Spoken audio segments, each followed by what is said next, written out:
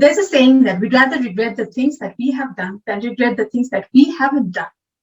And the incident that I'm going to share here with you all today tells a different side of the story. Thank you, Toastmaster of the morning. Good morning, presiding officer, fellow Toastmasters, and dear guests. This was long time ago, when the situation was quite normal and we were fortunate enough to commute every day without any fear, with no COVID.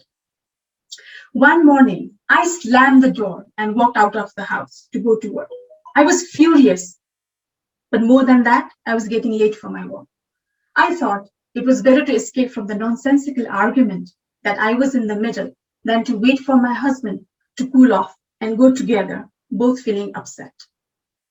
We were arguing all the time then. Maybe it was 7-year ancient marriage phase. Anyway, all I could think of was getting on the first vehicle I see on the road and vanish from there. So I hailed the first microbus I saw. It stopped and I got in.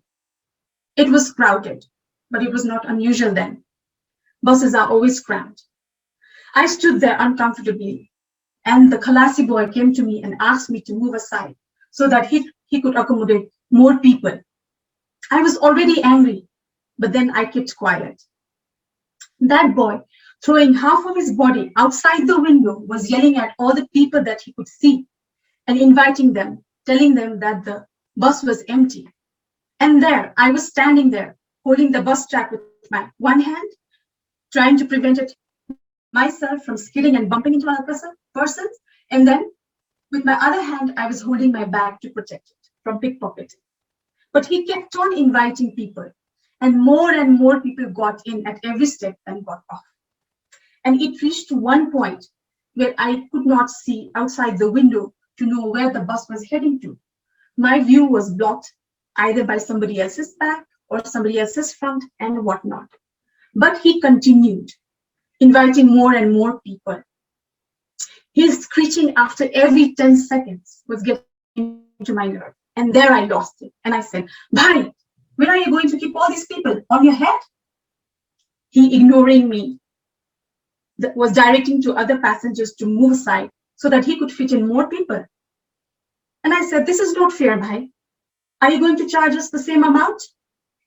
Refusing to hearken my agony, he went into the window and resumed his yelling. And this time I shouted not only to that boy, but to everyone, "How can you all keep quiet like this? How can you tolerate this?" And for the first time, the bus driver intervened and said, "Everyone is in a hurry and needs to get somewhere like you do. Don't worry, the bus will be empty at the next stop." And he was right. Most of the people got off at the next stop, and I finally found a seat.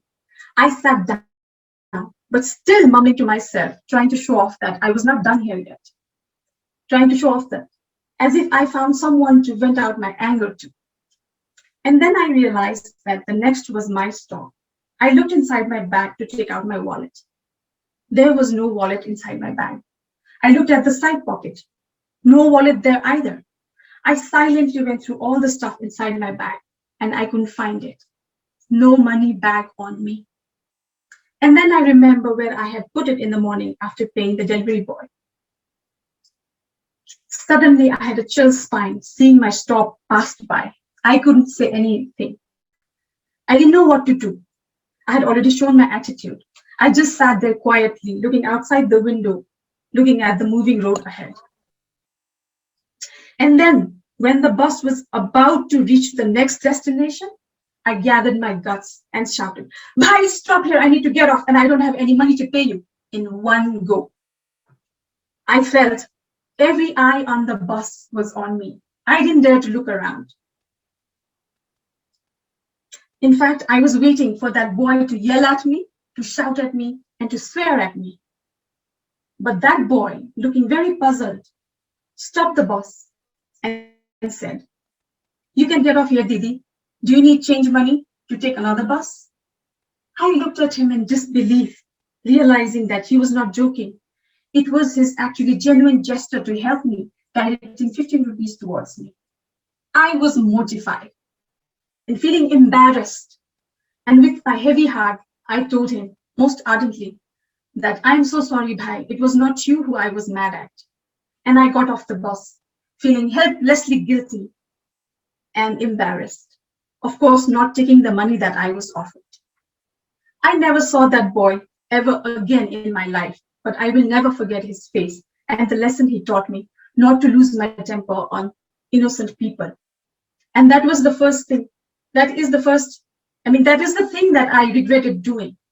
And I'll never forget that lesson. Thank you, and over to you.